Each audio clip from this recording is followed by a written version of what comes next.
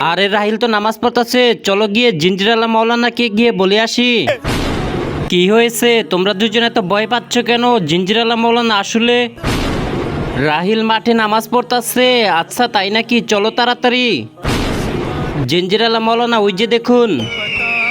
আরে এটা কি, ও তো দেখি সত্যি নামাজ পড়তাছে, কিন্তু এটা কিভাবে হলো?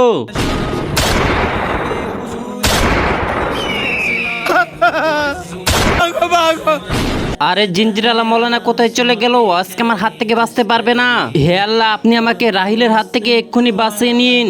এখন যদি ওর সামনে দিয়ে যাই আমি, তাহলে ও আমাকে এক্ষুনি গুলি করে মেরে ফেলবে। জিঞ্জিরালা মৌলানাকে কেন দেখতে পাচ্ছি না? নিচে থাকা সাবস্ক্রাইব বাটনে যারা যারা টিভিতে সাবস্ক্রাইব করবে তাদের বাবা মা অনেকদিন বেঁচে থাকবে, আর যারা ভিডিওতে লাইক কমেন্ট করবে তার মনের আশা জানি পূরণ হয়ে যায়। আর আমি দোয়া করে দিলাম। আরে ও আমাকে কেন দেখতে পাচ্ছে না? জিঞ্জিরালা মৌলানা, আজকের মতো বেঁচে গেলে এরপরে তোকে দেখে নেবো। হে আল্লাহ, আপনি আমার জীবন বাঁচিয়েছেন।